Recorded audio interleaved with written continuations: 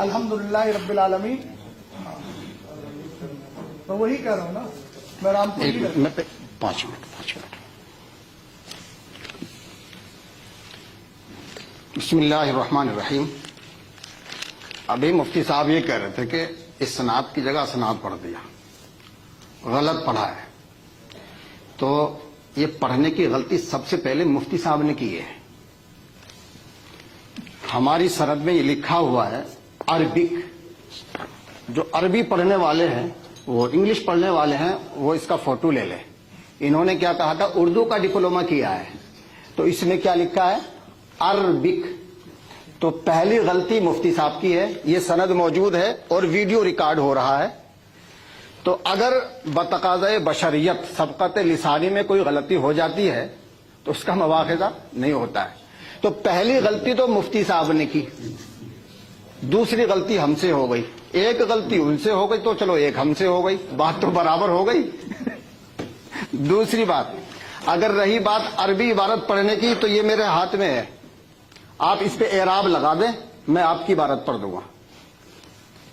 یہ چھوٹا سا جملہ ہے بس, اس پہ آپ اعراب لگا دیں. ہے اجازت؟ آپ بار بار مطالبہ کر رہے تھے نا کہ کتاب لے جاؤ پڑھو. یہ چھوٹا سا جملہ ہے. مناظرہ یہ ہے کہ پوری بات, تو آپ اس پہ عبارت, اس پہ اعراب لگا دیں, میں ابھی عبارت پڑھ دیتا ہوں. پوری بات ٹھیک ہے, وہ کر لیں. لیکن ان باتوں سے کوئی فائدہ نہیں ہے. دیکھیے دلائل ہمارے پاس بھی ہیں, اور الحمدللہ ایک سوال کے 2 جواب ہیں اور 10 دلائل ہیں. لیکن یہ بحث جو ہے نا اپنے اصل موضوع پر نہیں آ رہی ہے. ہم لوگ آئے تھے شرائط مناظرہ طے کرنے کے لیے.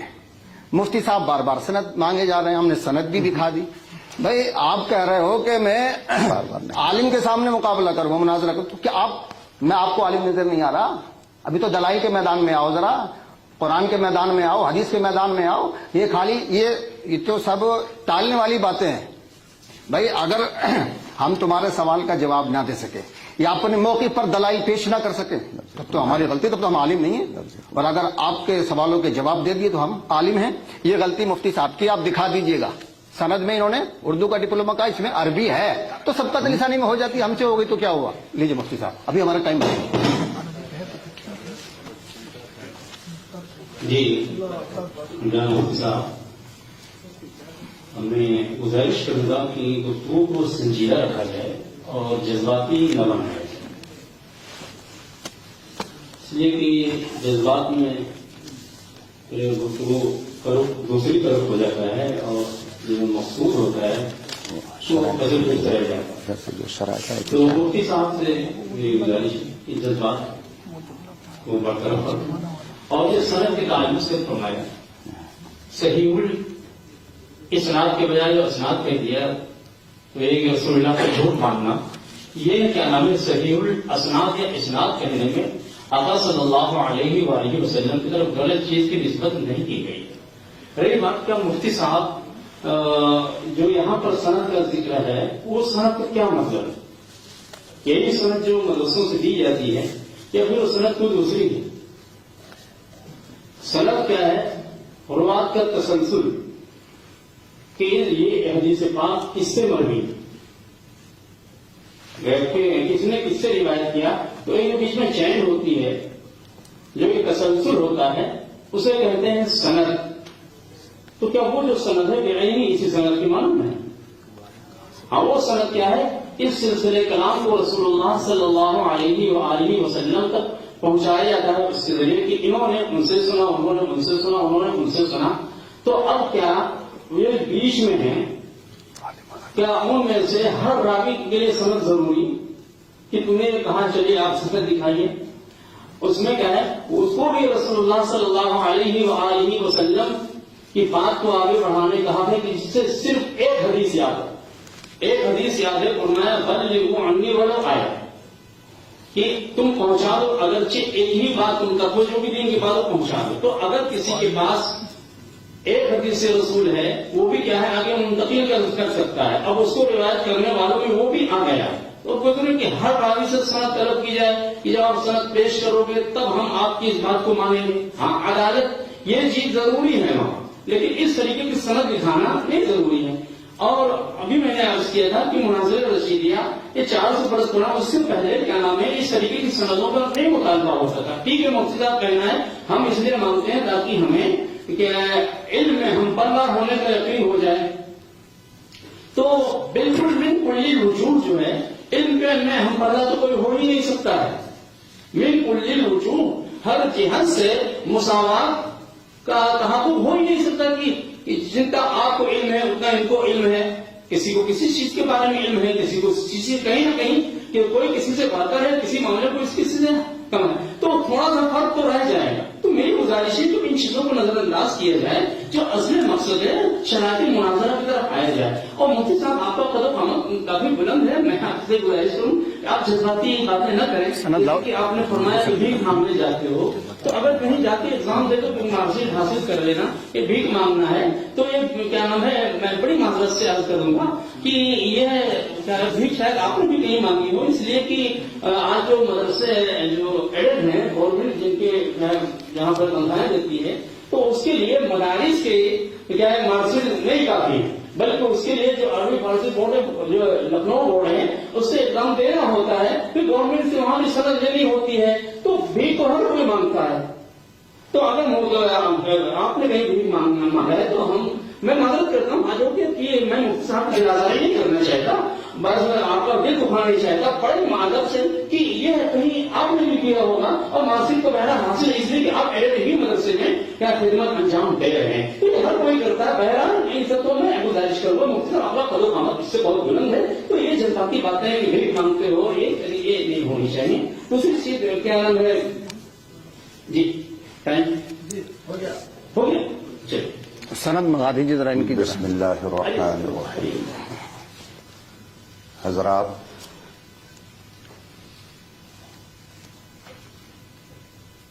میں شروع سے بہت ہی مہذب لفظ استعمال کرتا آ رہا ہوں، چونکہ میں منصب مناظر سمجھ رہا ہوں. میں نے اپنی گفتگو میں ایک بار بھی اپنے مخاطب کو تم اور تو کہہ کر کے اب تک نہیں بلایا ہے. کل اناء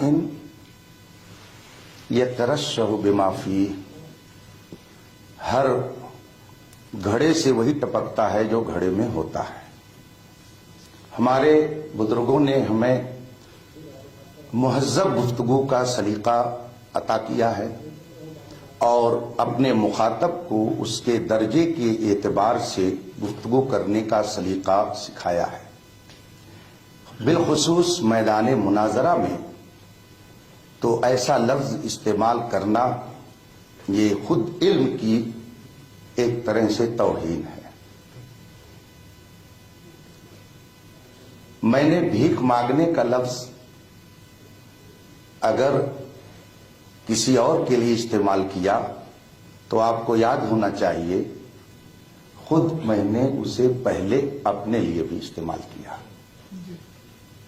کہ فرق یہ ہے آپ نے کسی یونیورسٹی میں مانگی اور میں نے دارالعلوم سے علم دین مصطفیٰ کے لیے بھیک مانگی. تو یہ تو میں پہلے ہی اپنے لیے اعتراف کر چکا ہوں، اس لیے کہ میں رسول پاک صلی اللہ علیہ وآلہ وصحبہ وسلم کی حدیث مبارک اور قرآن کریم کے فرمان پر یقین کامل رکھتا ہوں. قرآن کریم فرماتا فاسألوا اہل الذکر ان کنتم لا تعلمون، اگر نہیں علم ہے تو علم والوں سے پوچھو، ان سے جا کر کے علم کی بھیک مانگو، اس میں کوئی عیب کی بات نہیں ہے. رسول پاک فرماتے ہیں انما شفاء العی السؤال، جہالت ایک مرض ہے اور اس کا علاج علم کی بھیک مانگ لینا ہے. سوال کا معنی ہی ہوتا مانگ لینا.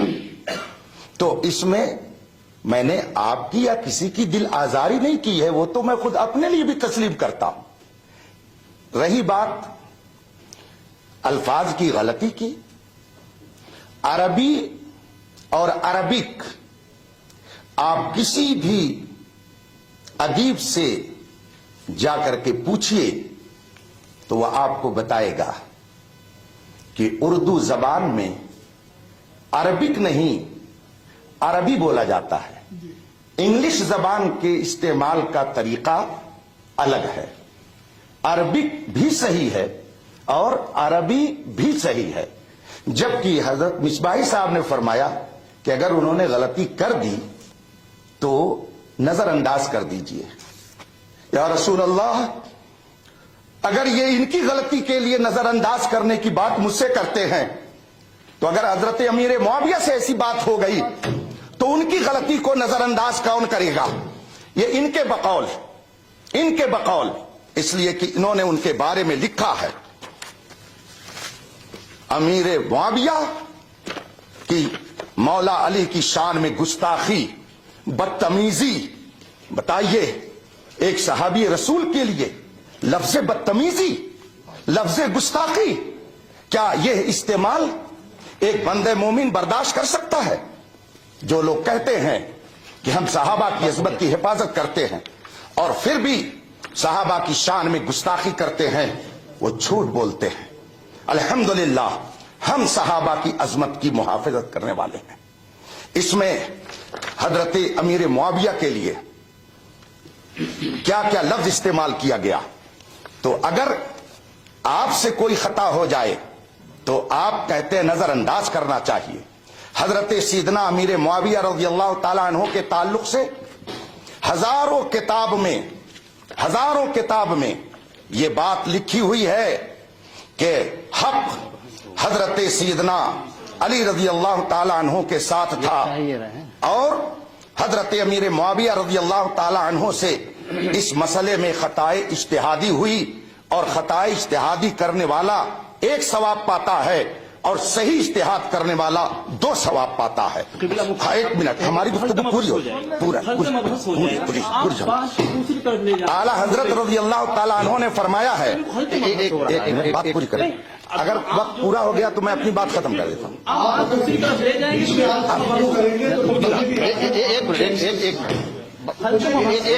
میری بات پوری ہو گئی؟ مفتی صاحب بہت مغالطہ دیتے ہیں، چونکہ عالم ہے، ہم کو پتا ہے مفتی صاحب مغالطہ دیتے ہیں۔ لیکن مفتی صاحب اگر میری بات ختم ہو کتنے کینڈیڈیٹ ہو رہے ہیں؟ نہیں، میں ایک بات عرض کر رہا ہوں، میں تو جذبات میں آ کر کے کوئی گفتگو نہیں کرتا اپنے معاملے میں۔ رہی بات، سن لیں آپ میری بات سن لیں کہ وقت بہت تیزی سے گزر رہا ہے۔ مولانا مصباحی صاحب نے جو کہا ہے کہ ان باتوں کو ایک طرف رکھ کر کے ان سے غلطی اگر ہو گئی، سند ان کے پاس نہیں ہے تو ان سب کو نظر انداز کیجئے۔ تو آپ لوگوں نے بھی جان لیا قاری صاحب مستند عالم نہیں ہیں اور ان کے اندر عربی پڑھنے کی صلاحیت نہیں ہے، اور پھر اگر ان سے کوئی خطا ہو گئی ہے تو اب اس وقت ان کے معاون کی گزارش پر میں گفتگو آگے بڑھاتا ہوں، اور پھر اس سلسلے میں جو آپ حضرات نے فرمایا تھا کہ شرائط مناظرہ میں سب سے پہلی چیز موضوع مناظرہ ہے، تو اب چونکہ مناظرے کا چیلنج فریق مخالف کی طرف سے آیا تھا اور اس میں انہوں نے اپنا عنوان دیا ہے علامات منافقت والد یزید معاویہ بن ابی سفیان، یہ ہے موضوع مناظرہ۔ اب اس سلسلے میں میں اپنی بات کو ختم کرتا ہوں مصباحی صاحب آپ کی گزارش پر، اور جو موضوع مناظرہ ہے اب اس پر آپ گفتگو فرمانا چاہیں تو دل ماشات آپ گفتگو آگے بڑھائیں۔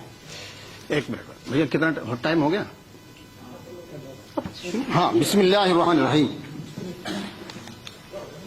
ابھی مفتی صاحب بتا رہے تھے کہ قاری صاحب عالم نہیں ہیں، ان کے کہنے سے میں نے عربی عبارت نہیں پڑھی۔ 1 منٹ بس، 5 منٹ، اور میرے کہنے سے انہوں نے اس جملے پر اعراب نہیں لگائے۔ اگر مفتی صاحب عالم ہوتے تو اس پر اعراب لگا دیتے، تو اس کا پتہ یہ ہے کہ یہ عرفی مفتی ہیں، حقیقی مفتی نہیں ہے. نمبر 1 انہوں نے اعراب نہیں لگا، ویڈیو چل رہا ہے. دوسری بات، بہت اچھی بات کہی مفتی صاحب نے، ماشاءاللہ بھائی بہت اچھی بات. انہوں نے کہا کہ قاری احمد حسن کے معاون مناظر نے کہا کہ قاری احمد حسن کی غلطی کو نظر انداز کر دیا جائے. ٹھیک ہے، تو مفتی صاحب کے جملے تھے جب قاری احمد حسن کی غلطی کو نظر انداز کیا جا سکتا ہے تو امیر معاویہ کی غلطی کو نظر انداز کیوں نہیں کیا جا سکتا؟ کہا سب کے سامنے، یہ کہا، آپ لوگ گواہ ہیں کہ نہیں؟ بھئی یہ ہمیں مفتی صاحب سے لکھوا دیجیے کہ امیر معاویہ کی غلطی تھی، بس مناظرہ ختم. لو بھیا اتنا لکھوا دے کہ امیر معاویہ کی غلطی تھی. مناظرہ کیسے ختم؟ شرائط مناظرہ. ارے بھائی مناظرہ ختم نہیں تو پھر آپ جو جملہ مفتی صاحب، نہیں سنیے، جو جملہ مفتی صاحب نے کہا اس کو لکھ دیں. حضرات نہیں بیچ میں ایک منٹ کاغذ دو. بات پوری ہو گئی؟ نہیں ابھی نہیں، ہمارا ٹائم چل رہا ہے. نہیں اتنا ٹائم تھوڑی لگتا ہے. آپ کے اعتبار سے ادھر لفظ ہے. جی جی لو بھیا لیجیے، جو جملہ مفتی صاحب نے کہا اس کو لکھوا لیں. ہاں تو لے لیجیے، کیا کام ہے.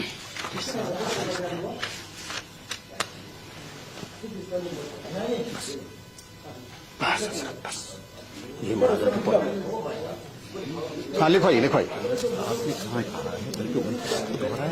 کیا ہاں ہو گیا ہمارا ٹائم پورا، لکھوا دیں. ابھی ہمارا ٹائم نہیں، اب ہم اپنے ٹائم میں لکھوا لیں گے، ہم اپنے ٹائم میں لکھوا رہے ہیں. نہیں ہم اپنا ٹائم دے رہے ہیں. دیکھ میری بات سنیے،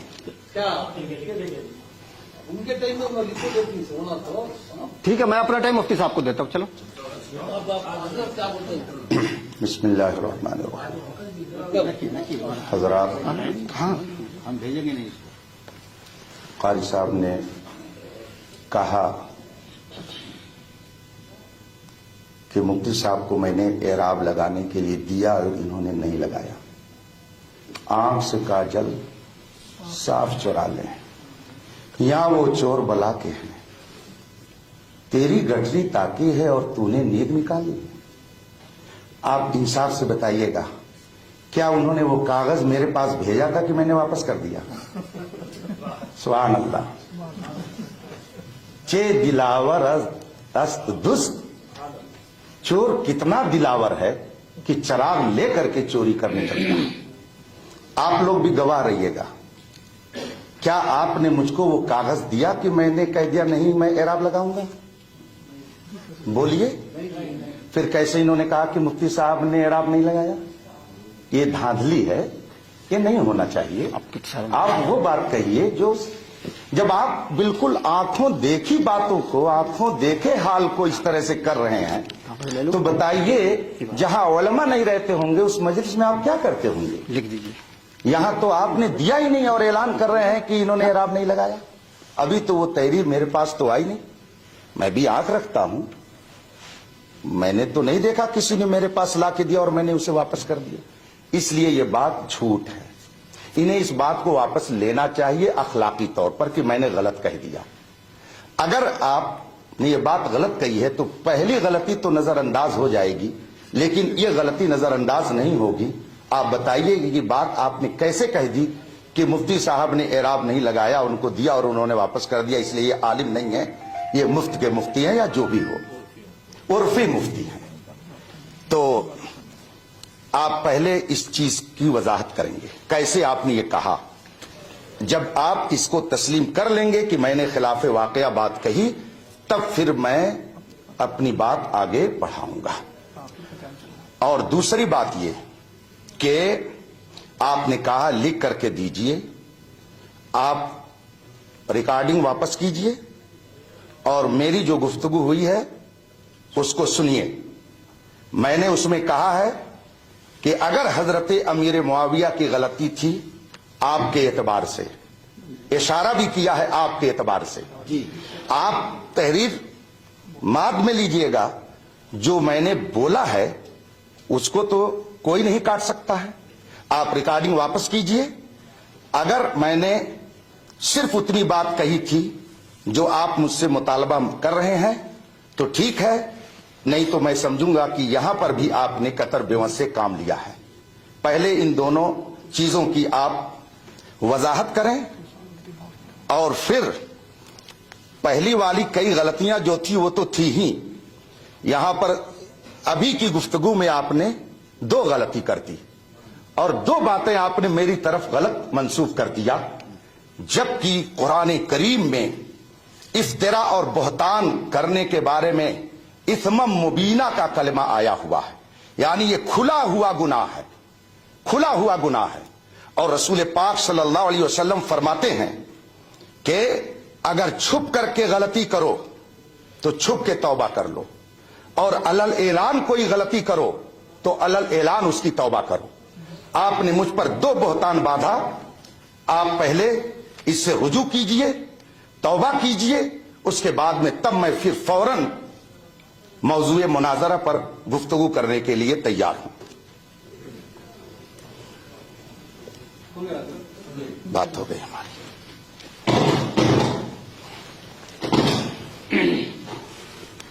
ایک منٹ. اس وقت خطا اور توبہ کے سلسلے میں اگر اصل موجود ہے تو اس کی وکالت معتبر نہیں. ارے لاؤ یار.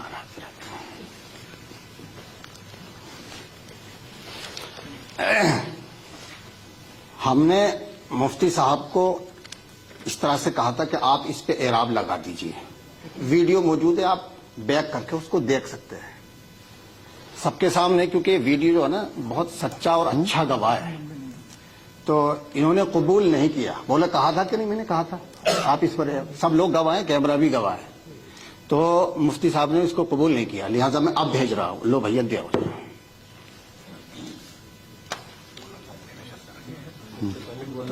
جی دوسری بات ہے، مفتی صاحب نے 1 منٹ رکو ابھی اس کے آگے وہ لکھ کر کے یہ دے دیں گے کہ یہ قرآن کی آیت پیش کر رہے ہیں یا حدیث پیش کر رہے ہیں یا کوئی معمہ اور چیستہ پیش کر رہے ہیں. قرآن یا حدیث یا کتب سیرت اور کتب فقہ اور کتب اصول فقہ، کہاں حوالہ انہوں نے لے کر کے یہ عبارت میرے پاس بھیجی ہے، اس کو یہ نیچے لکھ دے. اس کے القرآن یا الحدیث یا الفقہ یا اصول فقہ. ایک بات، لیکن یہ کام تو اس وقت ہوگا جب پہلے آپ توبہ کر لیں گے تب، اور پھر اس کے بعد آپ نے بھیجا نہیں تو میرے اوپر الزام آ گیا اور میں نے آپ کے پاس 3 بار کتاب بھیجی مگر آپ نے واپس کر دیا. اس کا کیا حل ہے؟ آپ نے ایک بار نہیں بھیجا اور میرا ہاتھ بھی اتنا لمبا نہیں ہے کہ میں ہاتھ لے کر کے لمبا کر کے آپ سے لے لوں. تو آپ پہلے، آپ نے وقت خود دیا ہے، پہلے اس کو آپ اعتراف کیجئے کہ میں نے غلط بات کہی ہے. اگر آپ نے میری طرف 2 غلط بات منسوب کی ہے تو پہلے اس کا اعتراف کر کے حکم جو شرع ہے، حکم شرع ہے، اس کی وضاحت کر کے پہلے آپ اس سے رجوع کیجئے، پھر آگے گفتگو کی جائے گی.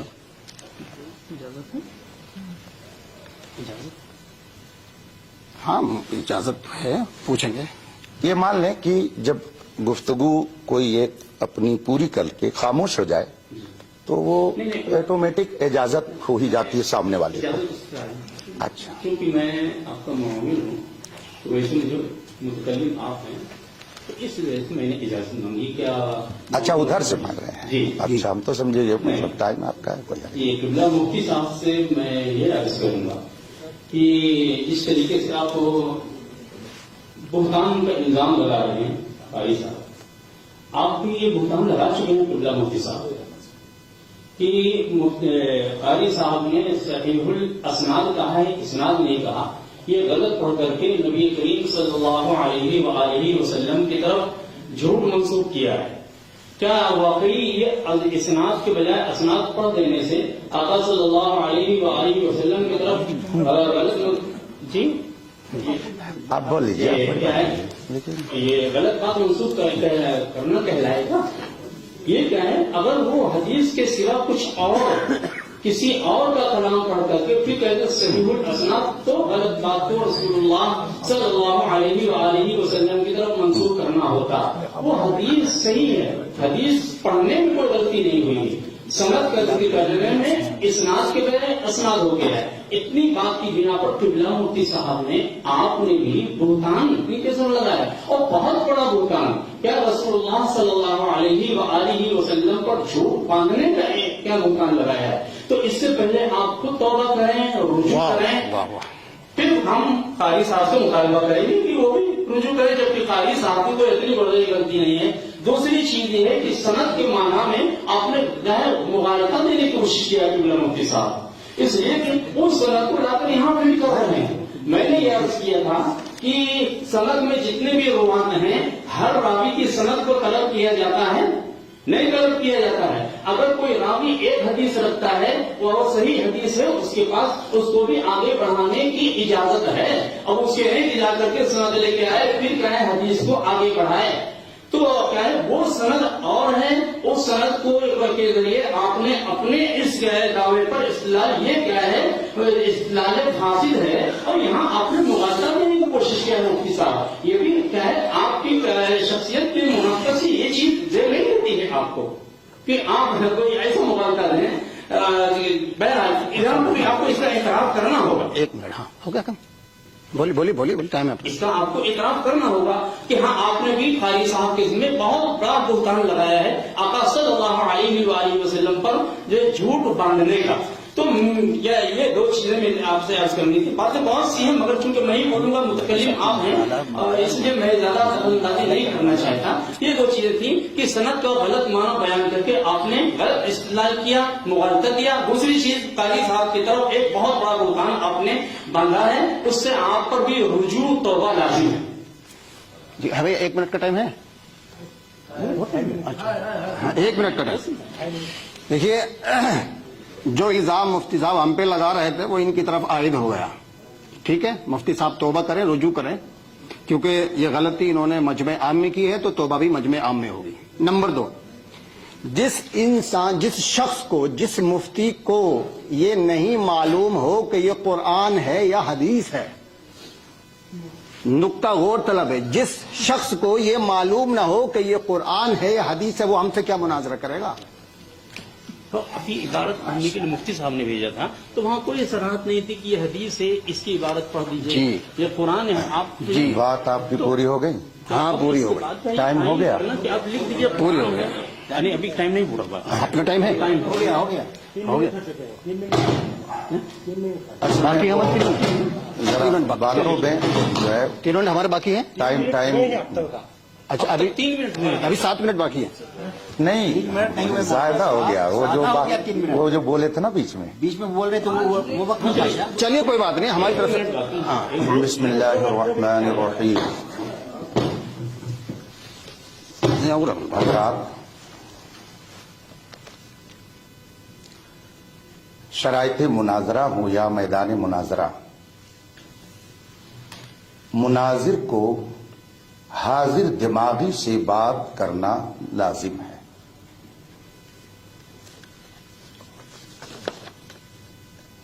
جو انہوں نے ھذا حدیث صحیح الاسناد اور صحیح الاسناد اسناد کی بات کی ہے, کیا اس جملے کو میں نے حدیث قرار دیا ہے؟ یہ حدیث نہیں ہے. تو پھر آپ نے یہ فرمایا کہ 1 منٹ آپ میری بات سن لیجیے. وہ بات نشاندہی کرنا, میں کس پہ آپ اپنے ٹائم میں جواب دیجیے گا, اپنے ٹائم میں جواب دیجیے گا. آپ نے خود اوپر ترجمہ کیا ہے کہ امام حاکم المستدرک میں صحیح سند کے ساتھ نقل فرماتے ہیں.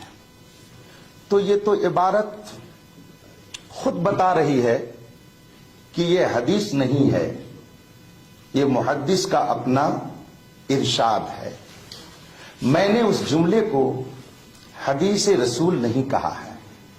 آپ میری آواز کو سماعت کر سکتے ہیں. اس جملے کو آپ نے سمجھنے میں خطا کی کہ میں نے اسے حدیث رسول فرمایا کہا ہے. یہ تو خود مصنف کا اپنا ارشاد ہے, محدث کا فیصلہ ہے. اس لیے آپ جو اسے افطرا کہہ رہے ہیں کہ رسول پاک پر افطرا, اور توبہ کریں, یہ آپ کی بنیاد ہی غلط ہے، بنیاد ڈھہ جاتی ہے. یہ میں نے کہا ہی نہیں ہے کہ وہ حضور کی حدیث ہے.